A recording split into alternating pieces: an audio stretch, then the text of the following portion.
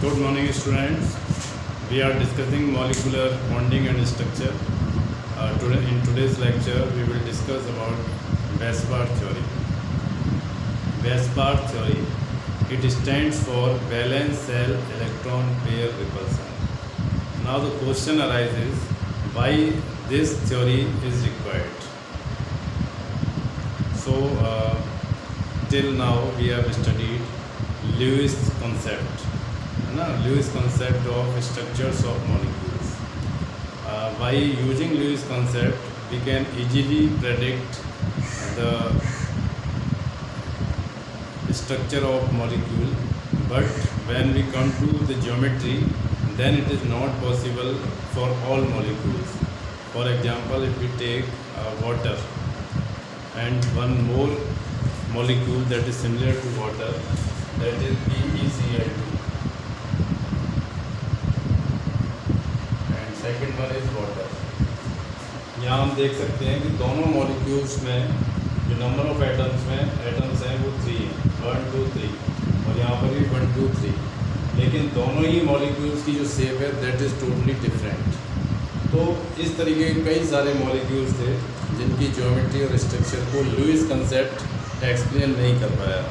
तो उसको एक्सप्लेन करने के लिए एक थ्योरी आई दैट इज़ वेस्पार्ट थ्योरी। अब देखिए इसका डेवलपमेंट की अगर हम बात करें तो it was firstly introduced by in 1940 Sedgwick and Powell.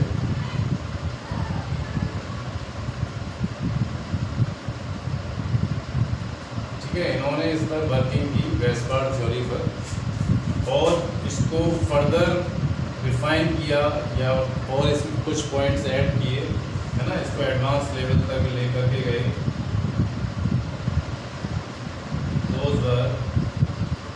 Sedgwick and Pavel ने इसको इंट्रोड्यूस किया, और जो 2 साइंटिस्ट हैं उन्होंने 1950 से 1957 तक, है ना, इसको डेवलप किया। वो साइंटिस्ट कौन से हमारे? नील बॉम एंड गिलेस्पी।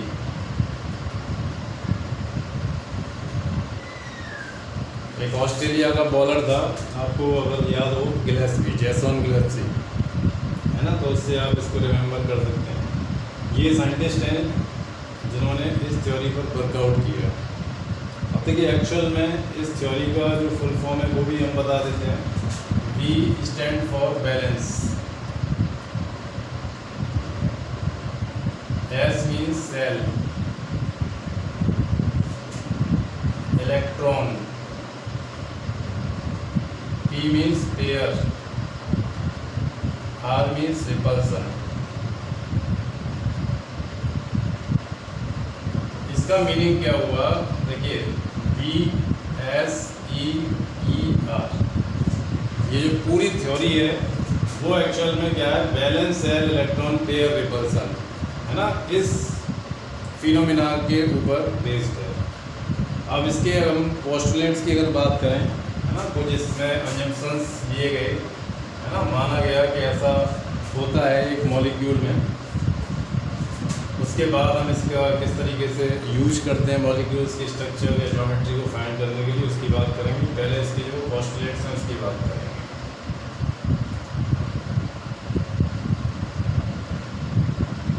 देखिए फर्स्ट पॉइंट क्या है कि जैसे बैलेंस सेल, कोई भी हमारा एटम है ना, कोई मॉलिक्यूल है, इन एनी मॉलिक्यूल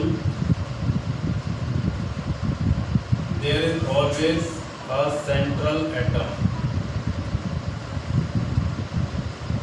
ठीक है, कोई भी मॉलिक्यूल है उसमें हमारा क्या होता है? एक सेंट्रल एटम होगा, और जनरली जो सेंट्रल एटम होता है वो हमारा क्या है? इलेक्ट्रोनेगेटिव एलिमेंट होता है।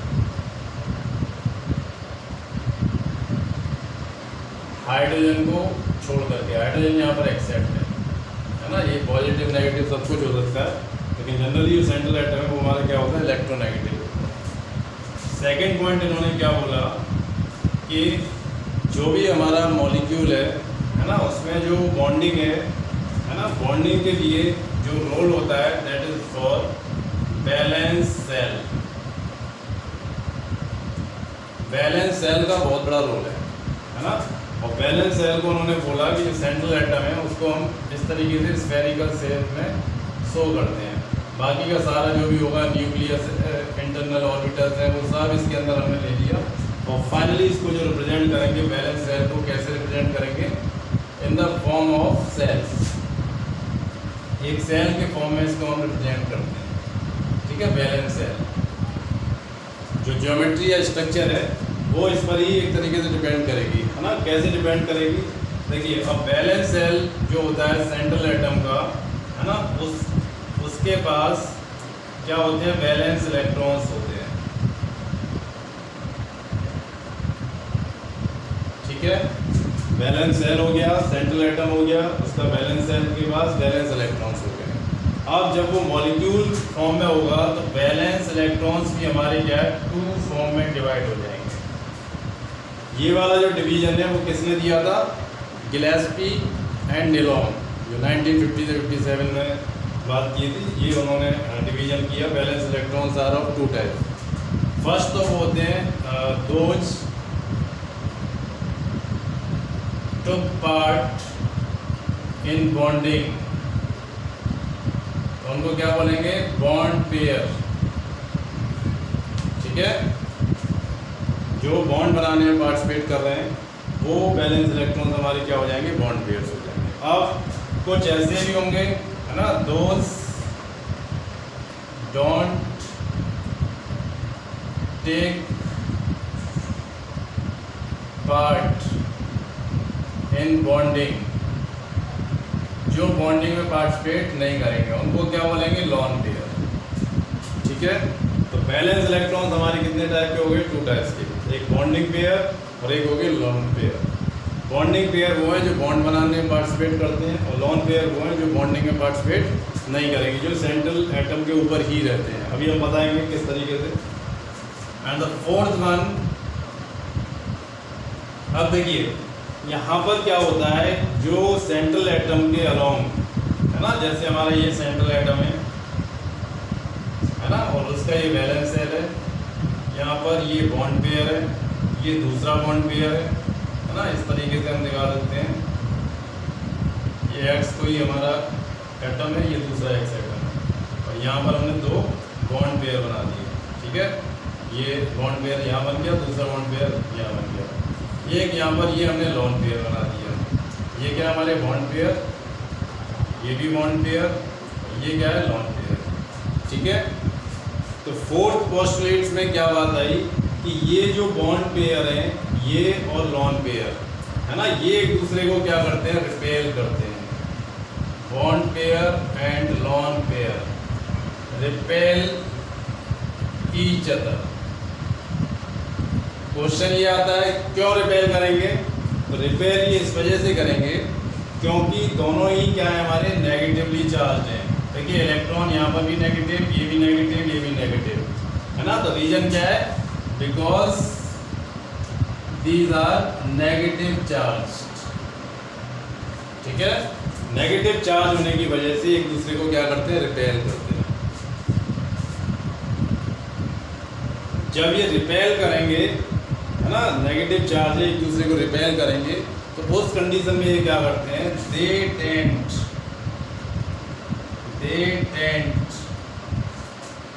To arrange themselves far apart।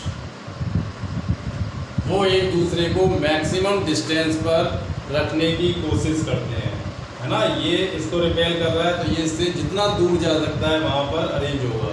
ऐसे ये एक दूसरे से जितना दूर जा सकते हैं उतना दूर जा करके क्या करेंगे, रिपेल होकर के एग्जिस्ट करेंगे, है ना। Tend to arrange themselves far apart, काफ़ी दूर अपने आप को अरेंज कर लेते हैं। उससे क्या होगा, जब ये दूर चले जाएंगे तो रिपल्सन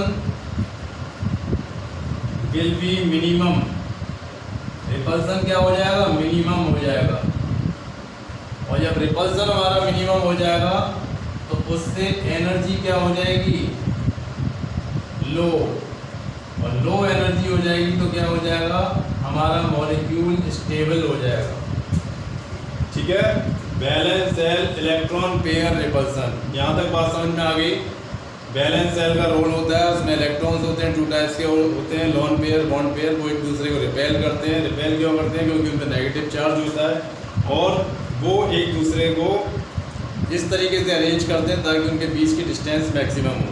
और जब डिस्टेंस मैक्सिमम होगी तो रिपल्सन मिनिमम होगा, एनर्जी लो हो जाएगी। एनर्जी लो हो जाएगी तो मॉलिक्यूल स्टेबल हो जाएगा। ठीक है। अच्छा, इसमें एक और बात है कि जो हमारा रिपल्सन है वो इन सब में यूनिफॉर्म नहीं है ना। तो रिपल्सन सबसे ज़्यादा जो होता है that is lone pair. Lone pair lone pair lone pair में रिपल्सन सबसे ज़्यादा होता है। क्यों? क्योंकि इसका जो एरिया है ना दैट इज मोर। अगर हम बात करें यहाँ पर देखिए,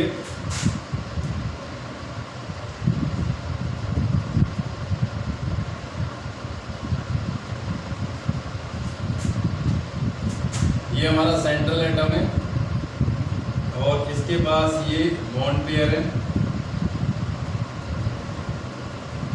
और ये हमारा लोन पेयर है। ठीक है।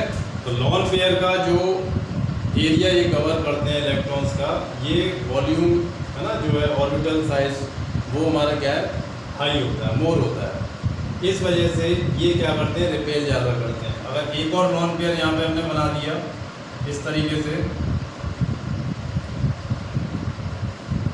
ठीक है, तो इन दोनों के बीच में जो रिपल्सन होगा दैट विल बी मैक्सिमम। ये क्या है? Lone pair. लोन पेयर वो होते हैं जो बॉन्डिंग में पार्टिसिपेट नहीं करते हैं। तो ये हमारा क्या होगा? मैक्सिमम होगा। उसके बाद आएगा इन दोनों के बीच लोन पेयर, बॉन्ड पेयर। ठीक है, इसमें मैक्सिमम होगा, then lone pair, bond pair. Okay, then bond pair, bond pair.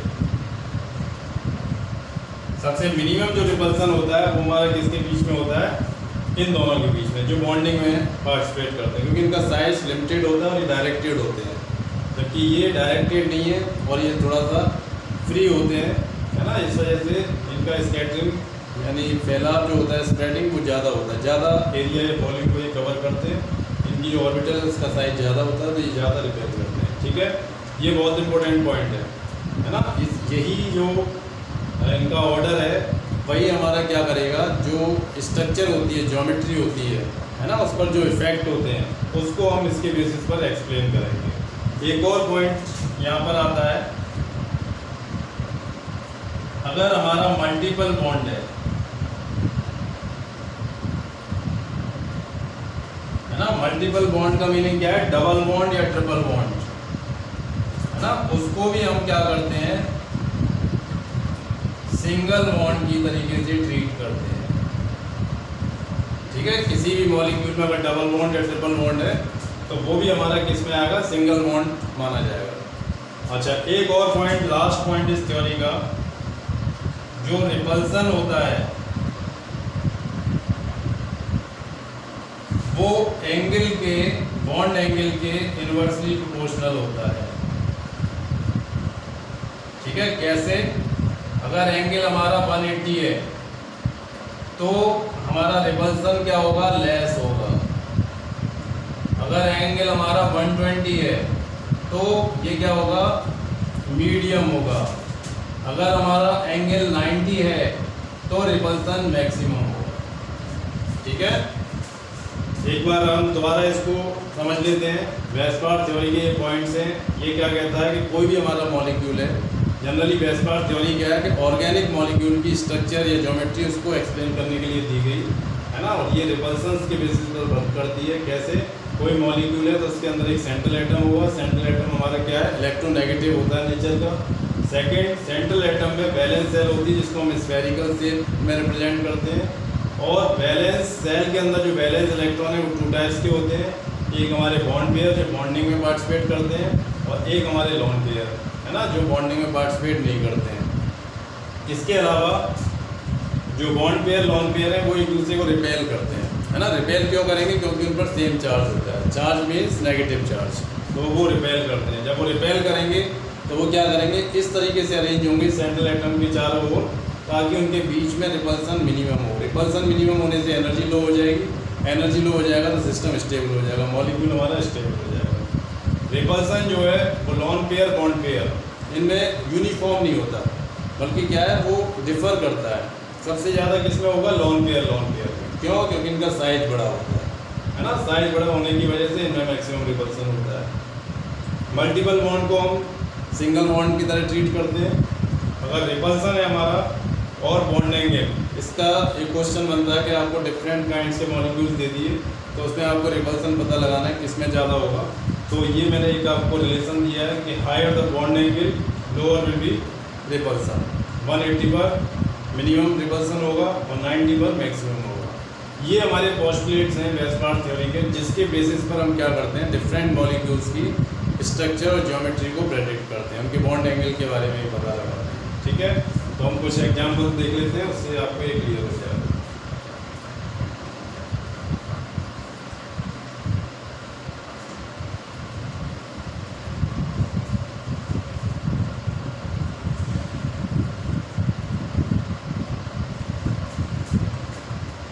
देखिए इसमें एक केस ऐसा आता है जिसमें हमारा कोई लॉन पेयर नहीं है ना। तो देखिए वहाँ पर क्या हो सकता है कि जो हमारे एटम्स हैं, है ना, नंबर ऑफ बॉन्ड पेयर अगर 2 है ना, जैसे हम एग्जाम्पल की बात करें BeCl2 है ना, इसमें कितने हमारे total bond pair 2 bond pairs हैं। तो इसकी जो हमारी स्ट्रक्चर होगी वो कैसे बनाएंगे, Be और एक Cl इधर आ गया, दूसरा Cl यहाँ पर आ गया। इसमें अगर हम एंगल की बात करें तो एंगल कितना हो जाएगा 180, ठीक है। और इसकी जो शेप है that will be linear. Westergaard theory से ये चीज़ें हमें क्लियर हो जाती हैं। अगर बॉन्ड पेयर मतलब एक बॉन्ड पेयर ये हो गया बेरिलियम सेंट्रल एटम है, ये क्या हमारा सेंट्रल एटम है, और ये बॉन्ड पेयर बना रहा है क्लोरीन के साथ और दूसरा बॉन्ड पेयर इस क्लोरीन के साथ, है ना। तो ये हमारा BeCl2 मॉलिक्यूल लिया हमने। अब ये क्या करेंगे, एक दूसरे को रिपेल करेंगे। तो रिपेल करने पर मैक्सिमम जो टेंडेंसी इनकी हो सकती है, ये कितना दूर जा सकते हैं, तो वो बेस्ट पॉसिबल अरेंजमेंट ये है कि अगर इनको हम 180 पे करते हैं तो इनका जो रिपल्सन होगा वो मिनिमम हो जाएगा, ठीक है। और इसकी जो शेप होगी वो हमारी कैसी हो जाएगी, लीनियर हो जाएगी, ठीक है। एक और एग्जांपल देखिए, जब हमारे नंबर ऑफ बॉन्ड पेयर 3 हो जाए, है ना, जैसे हमने ले लिया BF3, क्या मॉलिक्यूल है ये, बोरॉन ट्राइफ्लोराइड। तो बोरॉन के पास कितने हैं, एक फ्लोरीन हमारा इधर आ गया, दूसरा यहाँ पर आ गया, तीसरा यहाँ पर आ गया, ठीक है। 3 फ्लोरीन्स अरेंज हो गए और 3 बॉन्ड पेयर्स यहाँ पर फॉर्म हो गए। अब इनके बीच में एंगल कितना होना चाहिए, हमें पता है ट्राइंगल का ये 120, टोटल कितना होता है 360 होता है ये, और उसका हमने थर्ड पार्ट कर दिया तो 120। इसकी शेप हमारी क्या होगी, ट्राइगोनल प्लेनर, ट्राइगोनल प्लेनर, है ना, इस तरीके से शेप होगी। ये हमारा सेंट्रल एटम है और यहाँ पर 3 ये है। ना तो थर्ड वन, जब नंबर ऑफ बॉन्ड पेयर कितने हैं 4, यहाँ पर हमने ले लिया CH4। CH4 क्या है, मीथेन। ये टिपिकल मॉलिक्यूल्स हैं जो मैं यहाँ पर बना रहा हूँ। तो यहाँ पर एक कार्बन, उसके साथ एक हाइड्रोजन यहाँ पर, एक इधर, ठीक है। यहाँ पर जो बॉन्ड एंगल है वो हमारा कैसे होता है 109.28, ठीक है। ये हमारा बॉन्ड एंगल है और इसकी जो शेप होगी दैट विल बी टेट्राहेड्रल। अब एक बात समझ लीजिए, इसमें जो 4 हमारे एंगल्स हैं ये एक प्लेन में नहीं है। इसमें क्या है कि 2 जो ये हाइड्रोजन है वो तो एक प्लेन में है, एक ये हाइड्रोजन एक ये हाइड्रोजन, और ये वाला जो हाइड्रोजन है वो प्लेन के बैक साइड है। जैसे बोर्ड है हमारा, बोर्ड के बैक साइड में, ठीक है। और जो ये वाला हाइड्रोजन है वो बोर्ड से बाहर की तरफ है। जैसे फैन होता है, फैन में हमारी क्या है 3 पेटल्स हैं, है ना, 3 उसकी जो पंखड़ी हैं, और एक उसमें ऊपर होल्डर होता है ना। तो एक तो हाइड्रोजन हमारा ऊपर हो गया होल्डर की तरफ, और दो हाइड्रोजन हमारे क्या है, जो पेटल्स हैं, पंखड़ी हैं, उनकी डायरेक्शन में हो गए। और एक पेटल को हम क्या करें, नीचे की तरफ बेंड कर दें, है ना, तो एक डायरेक्शन वो हो जाएगी। और इन सब को हम जब क्या करें, यूनिफॉर्मली अरेंज करें, यानी उनके बीच की जो डिस्टेंस है वो मैक्सिमम हो ताकि रिपल्सन मिनिमम हो सके, तो वो कितना एंगल बनाते हैं, 109.28। और इस तरीके की जो स्ट्रक्चर होती है दैट इज टेट्राहेड्रल। और देखिए इसको हम ऐसे भी शो कर सकते हैं,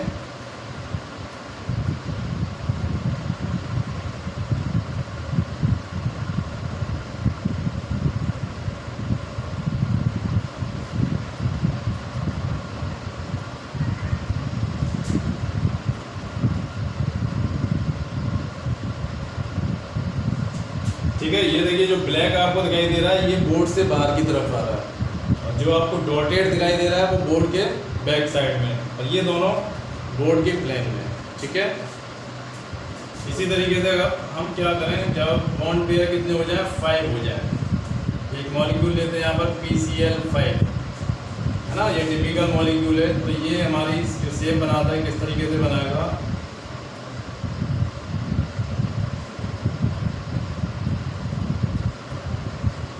ये शेप बनाएगा। ये देखिए ये क्या हो गया, हमारा ट्रायंगल हो गया, और ट्रायंगल के ऊपर एक जा रहा है और एक नीचे, है ना। जब कहीं भी एलिवेशन होता है उसको हम पिरामिड बोलते हैं। पिरामिड होते हैं ना, मिस्र में आपने देखा होगा 7 वंडर्स में, है ना, ओल्ड जो 7 वंडर है, तो एक ऊपर पिरामिड बन रहा है, एक नीचे बन रहा है, तो इसको बोलेंगे हम trigonal by means 2 pyramidal. Bond angle की बात करें तो इन तीनों में जो बॉन्ड एंगल है दैट विल बी 120, है ना। ये जो है हमारे जो लेटे हुए, इसकी जो शेप है वो किस तरीके से होगी,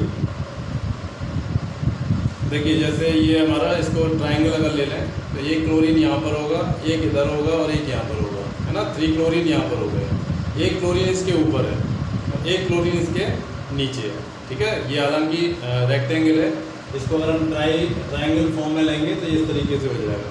ठीक है, 1 2 3 और एक ऊपर एक नीचे, इनको बोलते हैं हम इक्वेटोरियल, एक ही प्लेन में, और ये हो गए हमारे एक्सियल। ठीक है। तो इक्वेटोरियल में जो एंगल है 120 और इसमें जो एंगल है दैट इज 90।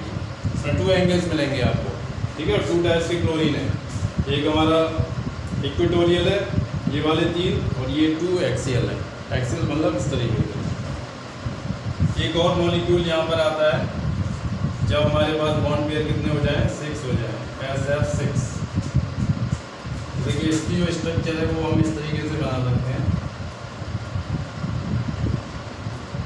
यहाँ पर सेंट्रल एटम आ गया S,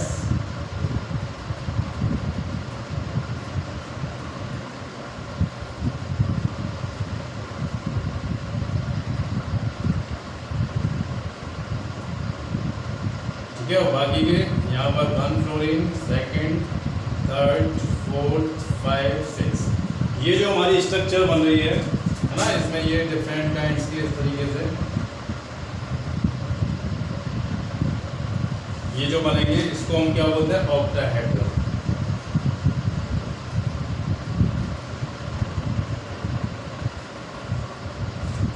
देखिए ये टिपिकल मॉलिक्यूल्स हैं जब हमारे बॉन्ड पेयर्स ये हैं और इसमें कोई भी लॉन पेयर नहीं है ना। तो अगर 2 बॉन्ड पेयर्स होंगे तो लीनियर स्ट्रक्चर होगी, 3 होंगे तो ट्राइगोनल प्लेनर होगा, 4 होगा तो टेट्राहेड्रल, 5 होगा तो ट्राइगोनल पिरामिडल, है ना। इससे हम 2 चीज़ें पता लगा सकते हैं, किस तरीके की उनकी ज्योमेट्री है, उनके बीच का बॉन्ड एंगल क्या होगा। अब हम कुछ यहाँ पर ऐसे एग्जाम्पल्स लेते हैं जिसके अंदर क्या है, लॉन पेयर एग्जिस्ट करता है। क्या करता है, लॉन पेयर एग्जिस्ट करता है। अगर वो 2 एग्जाम्पल्स आपने समझ लिए तो पूरी वेस्टर्न थ्योरी आपको क्लियर हो जाएगी। First one is NH3। देखिए जब हम अमोनिया मॉलिक्यूल की बात करते हैं तो ये बिल्कुल हमें ऐसा लगता है BF3 की तरीके से, है ना। यहाँ पर सेंट्रल एटम बोरोन है, यहाँ पर नाइट्रोजन है, यहाँ पर 3 फ्लोरीन है, यहाँ पर 3 हाइड्रोजन, लेकिन दोनों की जो शेप है उसमें बहुत ज़्यादा डिफरेंस है ना। कैसे, देखिए यहाँ पर BF3 तो हम इस तरीके से बना देते हैं F F F, लेकिन यहाँ पर क्या है, जो नाइट्रोजन एटम है इसके पास एक लॉन पेयर है। क्या है? Lone pair.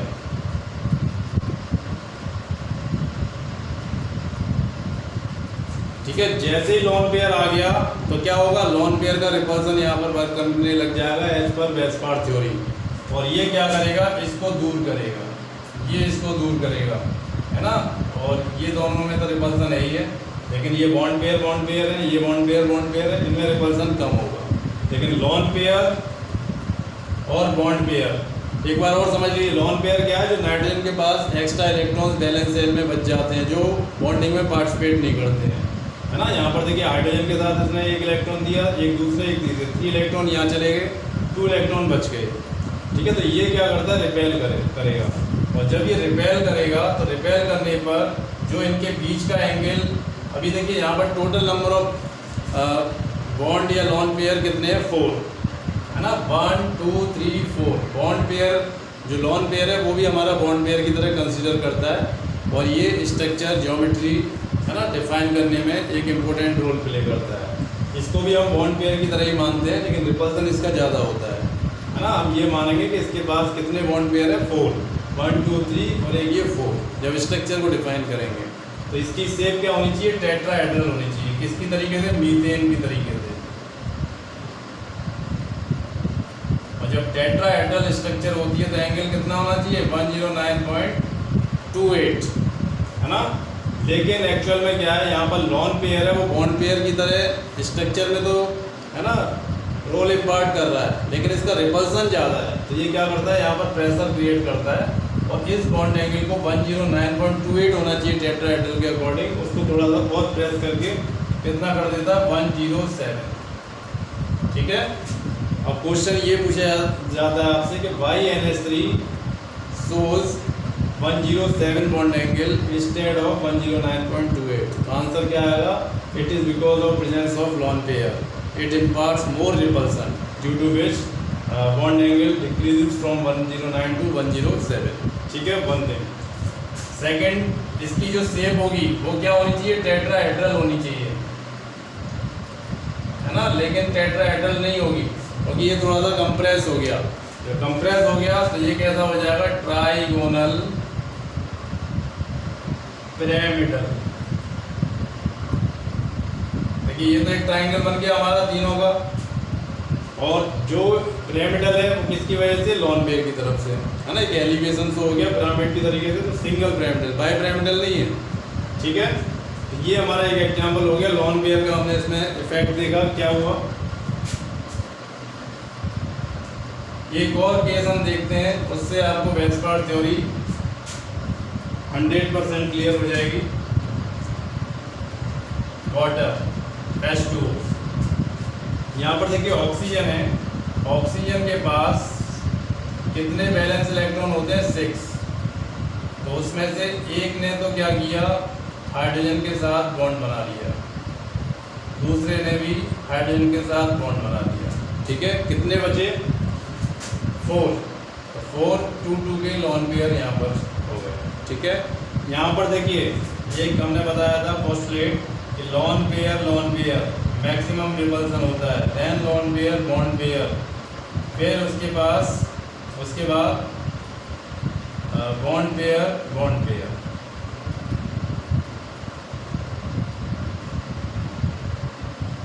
ठीक है, सबसे ज़्यादा किसका, लॉन पेयर। इनके बीच का जो रिपल्सन है ना, दैट इज 3 टाइम। ये क्या हमारे लॉन पेयर, और ये क्या है, बॉन्ड पेयर। इनके बीच का रिपल्सन 2 टाइम। और ये बॉन्ड पेयर, इसके बीच का रिपल्सन मिनिमम, ये 1 टाइम, ये 2 टाइम, ये 3 टाइम। ये अगर आपने कॉन्सेप्ट समझ लिया तो वेस्पार थ्योरी आपको समझ में आ जाएगी। ठीक है, इसको बिल्कुल माइंड में रखिए आप। लॉन पेयर वो होते हैं जो बॉन्ड नहीं बनाते हैं, बॉन्ड पेयर वो होते हैं जो बॉन्डिंग में पार्टिसिपेट करते हैं। यहाँ तक क्लियर हो गया। अब क्या होगा, देखिए यहाँ पर क्या है कि ऊपर से प्रेशर पड़ रहा है, तो वो क्या, मैं इस तरीके से खड़ा हुआ हूँ, तो ऊपर से जब प्रेशर आएगा तो मेरे हैंड क्या होंगे, नीचे हो जाएंगे, है ना। मान के लिए मेरी लेग्स हैं वो भी इस तरीके से, है ना, इस पोजीशन में है, तो उनका एंगल भी क्या होगा, जब हैंड मेरे प्रेशर से क्या होंगे, क्लोज आएंगे, तो लेग्स भी क्या हो जाएंगी, क्लोज आ जाएंगी। बिल्कुल उसी तरीके से यहाँ पर ये प्रेशर जब मैक्सिमम होगा तो ये क्या होगा, लोन पेयर इसको कंप्रेस करेंगे। जब ये कंप्रेस होंगे तो ये एंगल भी क्या हो जाएगा, कम हो जाएगा। यहाँ पर देखिए टोटल कितने लोन पेयर बॉन्ड पेयर है, 4 है, 1 2 3 4। और 4 के लिए क्या होनी चाहिए स्ट्रक्चर,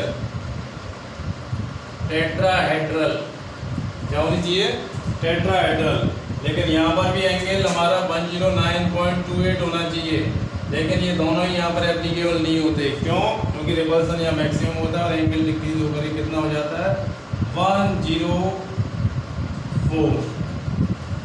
ठीक है, 109 से डिक्रीज होकर के बॉन्ड एंगल कितना हो गया, 104। क्यों हुआ, क्योंकि यहाँ पर लोन पेयर ये जो है ये मैक्सिमम होता है। और इसकी स्ट्रक्चर भी क्या है, टेट्राहेड्रल से कैसी हो जाती है, बेंट, या एक और वर्ड आता है एंगुलर, है ना। आप देखेंगे कि इस तरीके से कि हम वाटर मॉलिक्यूल को शो करते हैं। ये ऑक्सीजन है, ये 2 हाइड्रोजन है। ठीक है, ये हमारी वेस्पार्ड थ्योरी हो गई। नेक्स्ट लेक्चर में हम सेकंड थ्योरी है कोवलेंट बॉन्ड की, that is valence bond theory, उसके बारे में डिस्कस करेंगे। आप इसको एक बार कम से कम 2 बार इस वीडियो को देखिए और टेक्स्ट बुक से इसको एक बार रीड करिए, है ना, आपको ये क्लियर हो जाएगी। Thank you.